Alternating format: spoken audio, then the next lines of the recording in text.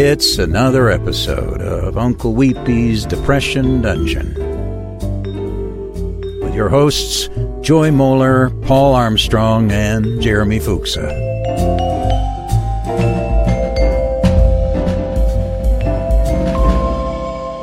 Paul, I don't think I'd ever heard an anemic person talk before. Or at least I wasn't aware. The voice changes. It gets sound more thin. Little less carby. There's a little less iron to it all. Jeremy, how are you? I'm good. How are you? You know, I'm doing fine. So, Paul, once we start talking about your disease, I just want to really go there. But Jeremy, that guy that was freaking you out, who was that? Or was it just a guy freaking you out? Do what now? That picture you sent. Yeah, you're like, this guy's freaking me out. That was so funny. Yeah, it looked like Paul. It did look like Paul. That's why I thought he was in town. I thought maybe he was in town. I just go to Jeremy's workplace and don't say hi and just sit alone. Check email over in a little nook. Yeah. Have you guys still never met in person? Nope, See? not officially. Not with not with faces. See, so I thought that would be extra weird. And then I was like, my God, he is the Phantom Mask Scrubber. But that guy could be. We don't know that he isn't. We don't know. There's no verification whatsoever. Oh, so to go along with your Phantom Ass Scrubber, I have a Phantom Puker. Ooh. Oh. Tell us. You win. They're just oh dear. What? Yeah. This is worse. Is that like a regular thing? Well, I mean, it happened once, but the way it happened was so nonchalant that it made me real worried. Yeah. Just there's two stalls. That it would happen again, or no? But I don't. Yes. I'll just describe quickly because it's gross. But it's just two stalls. There's a big stall and a little stall in this bathroom. Guy comes in. He's standing. Starts peeing, and then I hear no, and then splash. He puked in the urinal. Oh no, toilet. He stood at the toilet. Okay, he was in. Okay, he was okay. But he was peeing while he puked. Yeah. Oh. And then peed some more. Then threw up again. No. Yeah. What'd that smell like? Then some sniffles and coughs. Then done, left, washed hands, out of there. Oh, no. As if it was no. What'd you do? You just kind of hung out in there like, I'm just going to wait. I was just like, what the fuck is happening? How could you just do that and it be nothing? It's a hangover. It was after lunch. Hopefully it's not someone who's, bulimic. Contagious. Yeah, more contagious. I was like, maybe it's IBS, you get IBS comes out the other end, doesn't it? I don't know. Yes. Does it? Yes, it does. So then it might have been someone who was hungover? That's what I would have to think. Maybe. But the nonchalantness of it was very off-putting. I have a friend who, in a production meeting, threw up in a cup, and no one knew she threw up. Oh. And she hung up. She threw up from being hungover, and no one knew she threw up.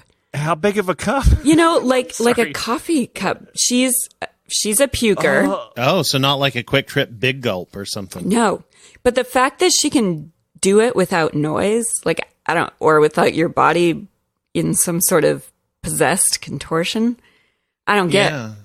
I don't get because my question is, how does she sneeze? That's is it real quiet? And I don't think I've ever heard it, so probably yes. But it's a I'm gift straight up she impressed. has, right? Yes. It's a skill, yeah. Isn't that a patent bit? What'd you say? She's got a skill that no one can take away from her. And it's great. That's scary, though. I don't know. When I throw up, it's an event. It's like, okay, we got to turn on some white noise. We got to clean the toilet. We got to put down a blanket. little bit of Enya. Run the shower. Oh yeah. Oh, it's like I'm on the floor. I'm moaning, Yeah. rocking back and forth. I'm Should I or shouldn't I? praying that I don't Yeah. die. Yeah. Oh yeah. This was just like pee pee pee, like all the noises, everything. And while he's peeing, so he's standing up and puking, which means there's major splashback. Yes. Splashback, but skill. I mean, that takes some skill. Yeah, maybe he is bulimic. It was Holy cat! It was very off-putting. I just don't think someone with Very an eating disorder would do that, knowing someone else was in there. But Paul, were you wearing your invisible shoes? Well, so that's the thing that I was in the big stall, so you can't see feet. Yeah, the door was closed, but maybe he didn't. So, because obviously, I think he probably would have tried that. Did he try and get in the big ones? No, I mean the door was closed, so I think he probably Okay. just knew. You must have been It's you must have been just- doing pretty good that day because he couldn't smell you there either. Shit. I was keeping it. I was whispering. Yeah, it was. Multi-flush. Yeah, keeping it tight. We're keeping it tight. I've been learning to put Glade Poopery. gels up there, and it's just poop. Yeah, the poopery. It's another startup idea that we have. Put some Glade gels up your jammer. What?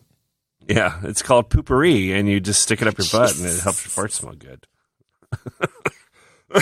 It's a startup idea. Poopery is a real thing, though. Did you know that? Yeah, there's potpourri, and there's poop. Oh, No, is poopery an there's actual a spray. product? Yeah, that's. Yeah, poopery's the Poopery, spray. Yeah, that makes But sense. there's no what do you call them? Suppositories, which is what you're talking about. Yes, exactly. The gel cap. Gel cap. Yes. What is even happening? It's good. Good stuff. Good. It's good. Is everything else okay, Jeremy? You sound a little distracted. Oh no! Well, no, I am not distracted. There's still a lot of shenanigans going on upstairs. I'm trying to discern whether or not I can hear them Oh, upstairs at in home? my microphone. Yes, The eternal yes, game yes, of yes. grab ass. Yes, the eternal game of grab ass is going on upstairs, nighttime edition. Nighttime edition. Yes, so that's going on. No, I'm good. I'm here for you. Why do you think I'm distracted? Nope. How's the I'm not, power walking? You didn't really bleed from your butt. Oh God, no. Okay, well, No. I knew there was a That joke bit. around that, but That was a bit. It was a bit. you just never know when someone's bleeding from their butt. Well, I mean, I don't have high enough fiber diet to maybe make that happen. It's everything's good. The colon is not distended. I'm good. But well, okay. So the power walking, of course, we talked, a few episodes ago about, trying to lose weight and all those things. I am 19 pounds down now. Nice. Almost 20 pounds. Yeah. So And do you feel better? Do you feel? I do. Gosh, I wish we could see it. How can we see it? I don't know. Not And I don't- necessarily and the weight I loss, don't- but the walking. Oh, easy enough. I'll take care of that for you. Do you have a selfie stick or a GoPro? Yeah, I will figure out a way to give you some sweet power walking footage. Awesome. I think that's a must. Would love to yeah. see it. And we should have like a power walking race or something.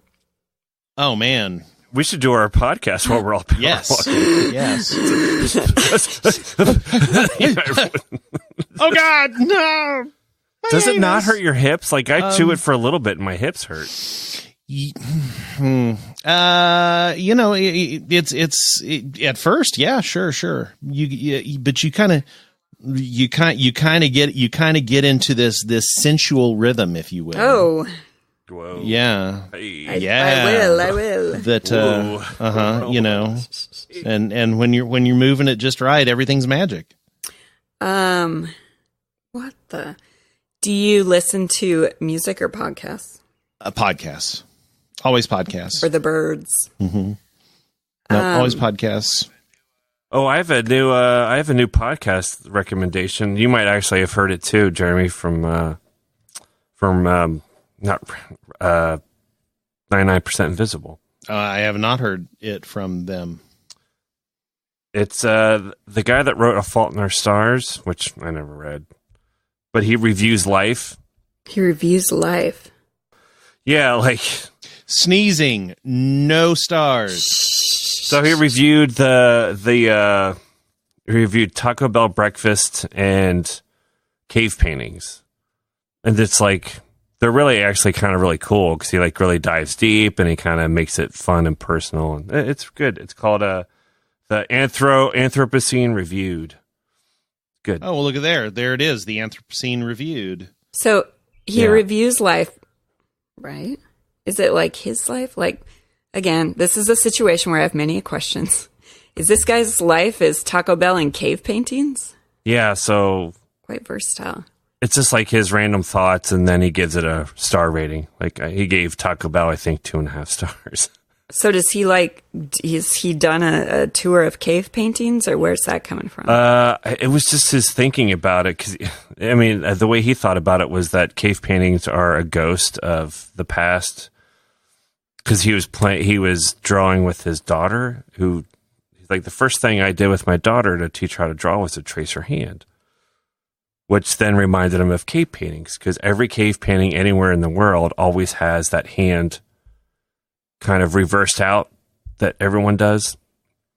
Then he just went on and on about why it was that way and why they all do it that way, and is that some sort of connection to the past that we have that we still do. It's pretty fun. I mean, it's a good podcast. The titles are amazing. Go on. Here are some titles, Joy. Okay, so it's always something and something. Okay. Yeah. Hawaiian pizza and viral meningitis. Oh, interesting. Pennies and Piggly Wiggly. Oh, the grocery store? That one's good. I would like to hear about that. Tetris and the seed potatoes of Leningrad. Don't know what that is. Teddy bears and penalty shootouts. Velociraptors and Harvey. Prom and the Stanford marshmallow experiment. So, yeah, there you go. And the most recent, scratch and sniff stickers and the Indianapolis 500. Oh, God. I'm in. What's it called again? The Anthropocene Reviewed. It's I'm not sure what Anthropocene means. I'm sure It is. It's like the Jurassic period. It's the Anthropocene period. It is the period that we are currently in. Oh, the one we're currently in? Fun fact. Wow, that's yes. That's a good fact. Like, I know anthro for the most part is, anthropology. That's a store. Oh, it's an epoch. Oh, it was an epoch, epic. How do you say it? EPOC, okay. Epic. I want to get to Paul's dysfunction. Well, I was just trying to give Jeremy his another power walking, and it's a good time. And it'll fill the time. Oh, I know. No, you're right. Sorry, I'm getting ahead. Nobody deserves to have any more power walking time. This is a segment. I just want to get to Paul's, issue because then, and maybe it has to wait till next week, but I watched a program and listened to the podcast, and so I want to talk about it. Oh, the program and the podcast. Chernobyl, yeah. Well, we can certainly cover the program and the podcast after. Yeah, we need to hear about Paul's disease. Yeah, after listening to Paul's own anal Chernobyl. Yeah. Oh. Paul, it doesn't upset you that like I joke about it and call it a disease? I mean, it's not really a joke, but well, I mean, it does have the word disease in. I know, but I'm like. But we're good, right? Anal Chernobyl. It really is I'm just not going to call it that from now on. My anal Chernobyl. I'd like to be, or I wouldn't like to be, but if you were diagnosed with that, like, you have anal Chernobyl. It's all melting down. You're like, what? It's a fallout down there? Is everything just coming right on? I mean, I guess the quick and dirty is right after I turned 47, which was June 1st. Oh, happy birthday! Went to the doctor. Thank you. Went to the doctor, got routine checkup, got blood test, which I hadn't done in a long time, like over a decade probably. Lab results came back on a random Tuesday where I get a call from the doctor. You need to call us back about your blood test results, which is never great. Especially as you get older, you're like, oh shit. So I call back right away, and they're like, well, several of your blood test results show low iron, which means you're anemic. I'm like, oh, well, that's weird. They're like, well, it's concerning to us because a man your age shouldn't be anemic. So we want you to schedule something with a gastroenterologist right away. I'm like, fuck. Mm-hmm. Like none of that. Like I'm like processing all of this information all at once. Those are all words that are not good for a man of a certain age. Exactly. So my brain goes into overdrive, and unfortunately the internet exists. So oh no, bad idea. And your own doctor. Dumb idea. But I did schedule with a gastroenterologist like I think the following week or the end of that week. I immediately set it up, saw him. He was really cool, nice, calm. Was like, oh yeah, he's like, it could be a couple of things. Like the worst of it obviously was some sort of colon cancer, which that's not great. But that's of course what I thought I had 100%. I'm like, oh yeah. I'm tired. I'm dying. I've been missing the symptoms. I haven't had a blood test forever, so clearly it's all cancer now, and I'm gonna die. But then I also thought about the procedure itself, which also freaked me out. I'm like, they're gonna be sticking a big tube up my butt, and I'm sure the drugs won't work, and I'll remember every little bit of it and all that stuff. Oh, stop! The drugs won't work. But anyway, I went and got that procedure last Thursday. A little bit about a week ago, which I'm just glad it was done. I waited like for an hour and a half to 2 hours. Like they tell you to get there, about an hour early. Took 2 hours, which is just hell, just waiting. Because I knew after I would go in, I'd go to sleep and I'd wake up with answers, which was terrifying, honestly, because I didn't know what those answers would be. But plus, you have to drink that concoction, which is like it's a salt water with fruity flavors that is like an oil slick. It's disgusting. Ooh. It's thick and viscous, syrupy. It's syrupy salt water with a fake fruit flavor. Talking about the stuff that cleans you out, right? You have to drink. Yeah, they have to clear you out. So you have to drink this stuff the day before. I took it in 2 doses. I was like, in 24 hours or 12 hours or something. I think it's 12 hours you have to drink it.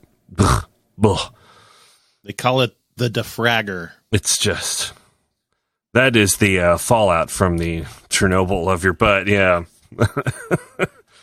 Get that going, get the procedure, wake up immediately. I remember like going in and talking to me, rolling around on the bed because they put you on put you in IV. They put you in a regular hospisptal bed, rolling up to the... Sorry. I thought you meant you were rolling around on a bed. No. Sorry, no. I saw the tube thing that was going to go up, and it was way thicker than I thought it would be. I'm like, God, that's like a... Puckered a little? Yeah, it was... I'm glad. I am hoping this drugs work. Because I got in there, I thought I would be out already, because I did see some people going by who were like asleep, and I'm like, why am I still awake? They hadn't turned on the IV or any of that yet, but... They had it all connected. They just hadn't turned it on. And then they just said, all right, well, we're going to start beginning. Can you roll over to your left side and pull your legs up? I'm like, oh, God. And then all of a sudden I felt everything get real tingly, and I went, oh, here we go. And then I was out. And then woke up really quick in the recovery room, and my wife was right there, and the nurse was there. And they're like, oh, hey, how are you feeling? I'm like, I guess okay. And that's when the doctor said, like, everything looked fine. There was a polyp that they got rid of. My mom had a bunch of those, apparently. And then he's like, there's nothing big there. Although the one thing that I did notice was it looked like you might suffer from celiac disease. I'm like, what? Like, I just like immediately like, that is one of the things that never actually came to my head to worry about. What does that look like? Something that would trigger him to think that? Do you know? Something in your upper region, like upper intestines, Do you show you a photo? No, I wanted to like, can I see the footage? No. Interesting. I think he said there's some sort of buildup that you can kind of see. I was kind of out of it when he said it, but sure. So that, and then like, we're going to biopsy though to make sure that's what it is. I still haven't heard back on the biopsy yet, and then since then I've just been like, oh, well, I'll stop eating wheat. And it actually has not been that hard to stop eating stuff with wheat in it. I thought it would be really hard, but. Do you feel any different? Well, now I'm taking iron pills, so no. Oh yeah, so iron pills are the worst. They used to give me I don't know if you've ever had to take them. Yes, they taste terrible, and yeah, they're terrible. Mm-hmm. They hurt your stomach. You can't poop. They make me dizzy. Yeah. So I'm like, I don't feel better because of those damn pills. Yeah, I remember taking them after my first pregnancy, and they like doubled over in pain in my stomach. Yeah. Yeah, it sucks. So I'm like, I don't know if I feel better or not. So what does anemic? What's that mean? Tell our listeners what that means. Anemic just means that you're low in iron in your blood. And it happens a lot to women just because menstruation. So it's more common in women. I thought because I had hemorrhoids, TMI, I know, that they bleed, that might be why. And he's like, nah, that's probably not it. So they think the celiac could be why you're not retaining iron or something? Yeah. Yeah, so celiac can make you unable to absorb iron correctly, among other things. The weird thing to me is like I never have eaten a lot of bread and stuff and felt sick. The only time I ever really felt bad was drinking beer, and that's been recent. I haven't looked into like, can you get it this late in life? Like, seems weird, but I'll find out. I thought that your post on Facebook was quite emotional and opening up, and yeah. I mean, really, this has all been more about my anxiety than about having anything wrong. Right, like convincing yourself things are worse than they are, and dealing with that, and not being able to get out of it either. Like your brain just cannot get out of the spiral of the worst things possible. Do you find then that when the doctor, or in a situation like that, when someone does say it's not the worst thing possible, do you get this feeling of almost like disappointment for a minute? I know that sounds weird, but I find that about myself when I like expect the worst of something, and then it's like, no, it's going to be okay. And it's like, I'm like, wait, why do I feel like I'm disappointed for a second? I don't know that I felt disappointed, but I can see how that has happened to me before. Yeah.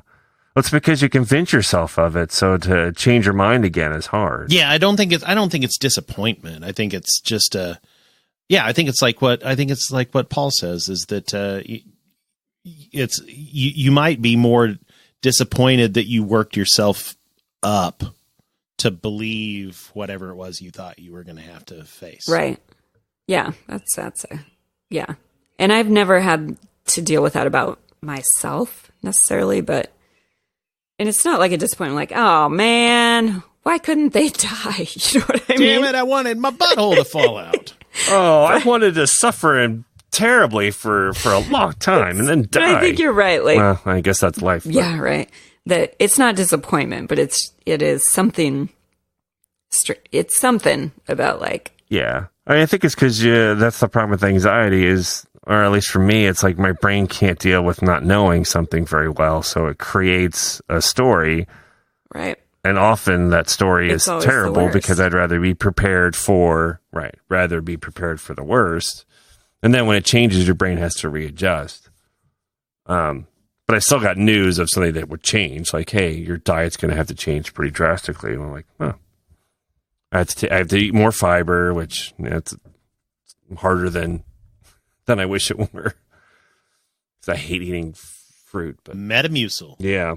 Metamucil doesn't have as much fiber in it as you would think, actually. Did you have a moment where you were like, whoo, like huge relief? Oh, yeah. You did? Okay, good. Oh, yeah. I like slept that day so much just because I like had exhausted myself from worry. But there's still like, there's always going to be a part of me whenever I feel sick that it's something more than just being sick. Mm-hmm. You know, like allergies or the flu. It's like, oh no, this is the start of cancer. It's always the cancer because cancer is fucking. It is. Arr. It's everywhere. I mean, it's very likely that someone will get it, of us three for sure. You know, that's what's terrifying. But it's also very treatable. Yeah, if you get there early enough. It's important to go to the doctor. Yeah, that's why it's important to go for these checkups and have your doctor know about you, and especially as you get older. I just, like, every morning I wish I could, like, put a hula hoop over my children that, like, shows me anything inside that's wrong. Do you know what I mean? Just, like, scan them up and down and go, okay, you're fine for today. Right? Because... Isn't that what the movie Elysium kind of does? Did any of you see that? The Matt Damon movie? It's like a society where the rich people go off planet and the poor people live on Earth, where it's all bad, but the rich people, like, they can scan their body for illness and get rid of it right away. Well, I guess I want to be like the rich people. Yeah. But you know what I mean? It's just like, I just want to know, especially with the little guy, like, is everything okay in there? Because he's not necessarily old enough to go, wow, I've really had the stomach ache for 4 days, and, you know. Yeah. Well, like, it also makes me, like, what I want to know, what is going to happen to me in the future, like, you know, with anxiety, it's always like not knowing is terrible. I'm like, but would I rather know? Wouldn't that make it, I would probably be just as anxious about what's coming up. Yeah. Right. I see that. Yeah. But listen, if it's cancer, you got to get it early. Yes. Let that be known. And then zap it with Chernobyl. Yes.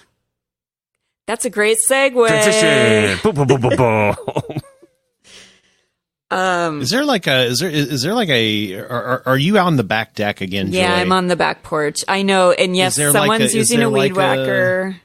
Oh, Yes. okay. I thought it was like a model airplane or something. No, it's either actually, like, I think it's a chainsaw. Someone's taking down Drones. some You know how many limbs. drones are in the sky now? Oh, man. We So- live in a drone zone. No, sorry. It's just, it's still quieter than the basement with the AC. So It absolutely is. It is from a audio mixing standpoint. I can verify that is true. okay. Or you should send him a picture of you with a filter on so you look like Nick Kroll. Freak him out. I'll I need beat you to up. do some more of those, right? Shit, I'm going to the Royals game tomorrow. They're always so off-putting. They make Always me so off-putting. uncomfortable. I'm like terrified by them, and yet I can't stop doing it. You look like a completely different person. It's Ugh. insane. It's uncomfortable. It's uncomfortable. It looks like you've been, hit with radiation. You've changed so much. Segue number 2. Like it's just changing you from the inside out. I'm so glad before I watched the series, Paul, that you mentioned that podcast, because that actually helped me out a lot, keeping like characters straight, Oh, yeah. especially early on. Plus, it was interesting to hear about maybe what was real and what was, I mean, it was real, but like what was more dramatized and Right. what, Like the female character. yeah, and what she being- stood for, and Yeah. that was it Lavasso had a family Lagasse. that they didn't represent. Yes. That Oh, was yeah. interesting. Yes. Yeah. Lavassier, whatever.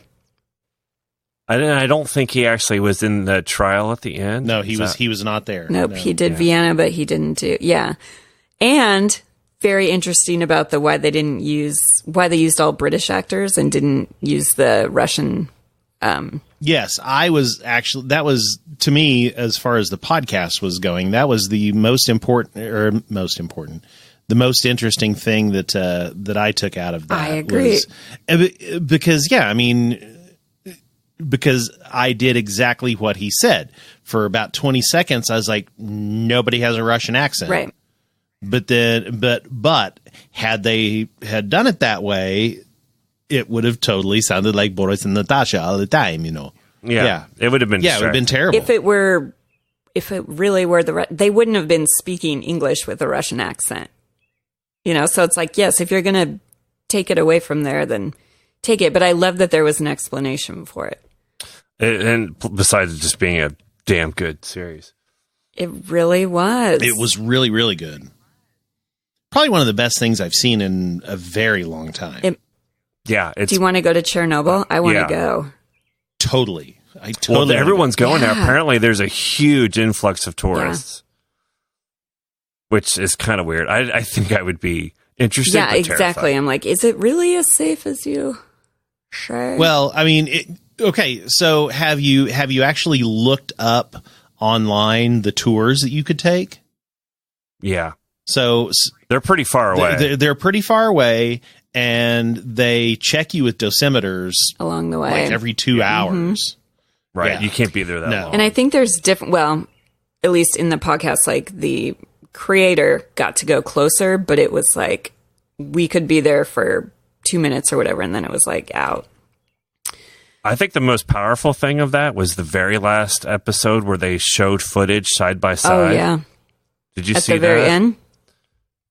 Yeah. Yeah. Where it's that what you're, because there's so many things that happen. You're just like, oh, it's a good fight. Like, no, they were shot for shot. Like, did you see the helicopter footage of that helicopter just falling apart? I still don't understand how that, like, was it heat? No, it's the radiation. Radiation. So here's what happens. So here's what happens, and this is what happened with the robots on the roof, on the rooftops, Misha, and all that stuff. Or Masha, because on top of Masha, because and they explain it very well in the show that the radiation, they are just these tiny little bullets, and so think about having trillions of these tiny little bullets shooting and hitting and being able to just infinitely go through whatever it is that they're shooting at. So when those helicopters fall apart, the radiation is literally tearing the engines apart and making them fail.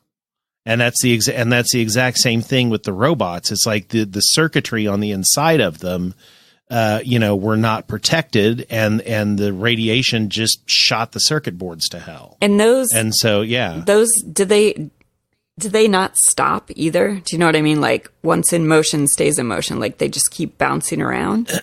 Well, I mean, no, I mean there are elements and materials that can, like, the graphite. The reason why graphite was on the inside of the reactor is because graphite is a radiation insulator, and lead, of course. But without we've heard of that forever.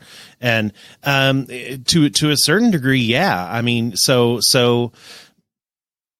in that first episode where you saw that blue glow just kind of go straight up into the air, it's easy to consider that. Aside from the fallout that came from like smoke and ash that had radiation, kind of glommed onto it, there are gamma rays and radioactive particles that just shot straight off into space and never stopped. Right. Yeah. So yeah, it's fascinating. So, did anyone else find it? I don't even know what the word is, but it was like they just kept sending people to go see if it was there or not. Oh, yeah. Go see if it's there. Yeah. And they keep coming back and saying no. And it's like, it's there. And I get that, like, the science mind is like, well, it's not possible. So there must be something wrong. That's not the science mind. That was the Soviet mind. I mean, okay, I was just trying to be, kind to the Russians. Well, yeah, I think that everyone kind of owns up to the fact that, Soviet era Russia was, I mean, they were big deniers, I mean, because, and that almost really was as much of what the show was about than just the accident itself was, just the fact that they could, and God, I don't even remember which one of I think it was, anyway, how Russia, the Soviet Union could not stand to be humiliated on a world stage. Right. They said that all the time, like they couldn't let America know or look weak or anything like that. Well, and that's what the writer of the series said, that he wrote it right after 2016 election. Mm-hmm. Because he wanted to make something that was about the lies that happened around Chernobyl, not necessarily the accident, but how much more it was about this happened because they were terrified of looking like they made a mistake and would do anything to lie about it, which, like, we're not that far off right now. So, of course, I've gone down some rabbit holes. Is that real? Because, you read some articles that are like, oh, that's not really how it was. And they were very open to telling everyone about it. But I don't think that's true. No, I don't think that's true at all. Well, as a matter of fact, so the book that he kept referring to in the podcast, Voices of Chernobyl, I'm about quarter of a way through it now. Because the story of the firemen and the story of the liquidators who went out shooting the animals, all of those came from that book. And so I've been reading it, and it's a really, really good book. I highly recommend it. But yeah, I mean, and so a lot of those stories kind of kept, revolving around all of that stuff of, they tell us that, like people who decided not to leave and, and they say, they tell us that we have to leave, but then we keep sneaking back in and they tell us these things, but we find out that they're lies. And yeah, I mean, it's a really good book. So I do need to read that. Pick that up. And it's a very fast read. Oh, I'm sure. Yeah. Like I got a quarter of a way through it in like 3 hours. So and you're a slow reader. I'm just kidding. I'm a very slow reader. And you're still learning how to read. I know. Wow. I'm so intrigued by that the firefighters' uniforms are still there. Yes. Still where they threw them. Stacked Yes. up, yeah. I'm just shocked at the guys that went down in the water that they all lived. Well, yeah, yes. And 2 of them are still I'm alive. assuming it's because water is a really good insulator, but Yes, the water actually is a very good insulator. So I don't remember if I ever told you about it. So this was a really interesting thing to me because I visited a nuclear reactor in February. What? Where? Oh, yes. In Kansas, in Burlington, Kansas. We took a day trip, and Nathan earned the Nuclear Science Merit Badge. And we we didn't get to go into the nuclear reactor, but we were at like the training facility about a mile away from it. And so we went into like a reactor simulator and a bunch of different things like that. But they showed pictures of what it is like for them to change the reactor core and what they do whenever they go and they switch out the uranium rods is they will first fill the reactor area with about 20 feet of water. And so that serves 2 purposes. A, it keeps the uranium core cool as they're pulling everything out, but then also it is a radiation shield for the people because there are people in that area as they're working on changing the core out. And so it does. How does that work? And so yes, that's how they could live. Because I would picture it that it's just this contaminated puddle that you're in. You know what I mean? So how it just can't get the through people it, aren't in the puddle. The people aren't in the puddle. So well, I mean, so no. If we're saying the divers bit, I guess basically just why doesn't the radiation move through the water? If they're like, it'll contaminate the groundwater, but it's not. Right. It would contaminate the groundwater and the radiation would be in the water, but it doesn't, whatever the chemical bonds of the water helps the gamma rays to stop, or at least slow down to the point that they don't go tearing through your body. Okay. That makes sense. Now yeah, all I know is that, like, I even heard that you could go into any, because I think all of them are covered in water. That's just what they do. You could swim in any of those and be fine. Which it's terrifying to me. Like, who would and why and what? But I assume it's because they're rays. They're not like a material. Right. It's not a material. It's a particle ray. Right. Yeah. So, like, it's not like it's something that gets in the water. The water, like, the same way that water protects you from other stuff from the sun, you know? Mm-hmm. Yep. Pretty much the same thing. And that blue glow is a real thing. So that's terrifying. Like the water would, yeah. So the pictures that they showed is they were, you know, the water glows blue. It was really, really interesting. Did you see have you seen the most dangerous photograph in the world? That's of that sludge stuff that was created. Like, someone went down and took a picture of it. They said, like, that person probably died because that thing was, like, probably the most. Is it what made the elephant's foot? Yeah, the elephant's foot. Yes. Yeah. Like, it's the most dangerous thing in the world. Literally. Like, it's the most dangerous area in the world, that elephant's foot. I'm like, oh my God. And you can even tell, like, the film is all messed up probably because of the radiation. So the two guys the night of that went down to close or open up the water tanks, though in the movie or in the miniseries, those two are the two they interview, right? That are dead, where she's like, his face was gone. That say it blew up after or before when we hit that button, after we hit the button. Those are the guys in the control room, right? Yes. Yeah. So did they, I don't know if in real life, did they die? Because they were in water, but maybe that situation was way different. No, they died. Because the situation was just different. They were just exposed because they got so close to it, yeah. Yeah. I just hate that they kept, like, sending people. Like, that one guy, they're like, well, you're going to go see. And he's like, I'm not going to do that. Like, no, you're going to go look and see if it's there or not. That guy was the worst. I'm sure that was played up probably for a little bit of drama. That the mustached, longish hair guy.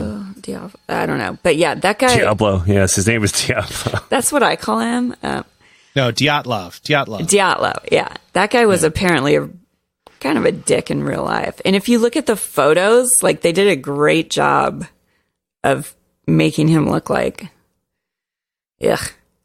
And he did die of radiation eventually. Yeah.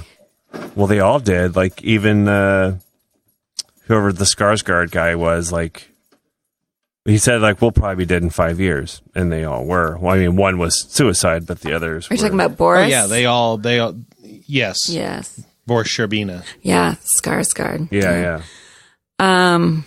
Man, so good. And it's so disturbing. Yeah, it's going to win all of the... oh, Lord, yes. Yes. And how about the scene where she's the woman whose husband's a firefighter is leaving the hospital, and the neighbors are like, the neighbor guy's like, take the baby. Because they were on the bridge, and he's all burned. And I have heard that the bridge thing is a fiction. That everyone that was on that bridge. At the end of it, though, they said everyone died, and it's called Death Bridge. But yeah, I've heard that's fiction. God damn it! Although, but I don't know. I mean, it is called the Bridge of Death, but I think it's more folklore than maybe they but I don't didn't all die right then and there. But I would guess they were part of the spike. That's thyroid and cancer, and that's going to be the hard thing, is calculating how many people died because of their exposure, because it might take a while. That's the whole Russian thing, right? Is it was 31 people, when in fact it's like you got to look at just the rise in cancer, and it's just so crazy that Well, it looks weird too, because I'm used to the cone things that we have here, like on The Simpsons, and they just had a. Yeah, exactly. Well, I live near 3 Mile Island, so yeah. Yeah, but most of them don't have that. Why does America do it with them? No. The cooling tower. Yeah, the cooling so the power plant that we went to actually used a lake as its cooling tower. So there was like no major stack of anything. No. Wow. Was it pretty new? Yes, it was made in 1972, I want to say. But was that lake made to cool it? It's not like there was a lake and then they put this power plant on it and people are still like water skiing. They made the lake. Well, no, you can go fishing on it. What? Because it's not radioactive water. Would you do it though and eat the fish? It's coolant. Yeah, it's totally safe because it's coolant from the steam generator. I'm not eating that fish.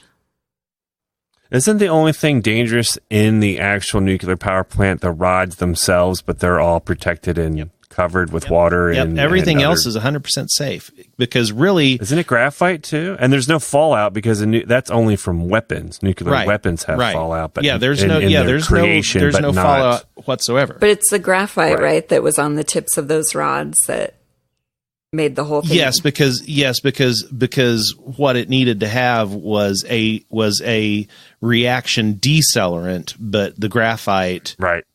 Yeah. I loved his I don't know if that was true either. His placards that he put up. I don't think it was. Because that was a really great way of... It was like a visual... Such a great way of... help understand. Because it is really confusing. It's terribly confusing. Yeah, it is. I found like a really powerful moment when Boris was like, what are we going to do? And he's like, this has literally never happened. So I don't know. Here's what I think we can do, but I don't know. Because like our Earth, our planet has never experienced this before. I thought that was a very powerful moment of like, damn, never thought about it like that. Well, all of it was super powerful. Like if they don't do something, it's not just their town that dies. Right. It's like cities and cities Continents. and millions and millions. Oh yeah, I mean it's. But to be it's like, still impossible to fathom what could have really truly happened. But to be like, what do we do? And it's like, I don't know what we do because it's never happened before. Like, I can give you a starting point. I'm actually really impressed with what they did do, like what they knew to do, like digging those tunnels. Oh God, how about those miners? Those naked miners. That's the HBO in the show. Throw it. It's a good show, but it needs a little more wang. I do love that they did like, well, we got the hats on because it's like those hats are completely pointless and stupid. Yeah.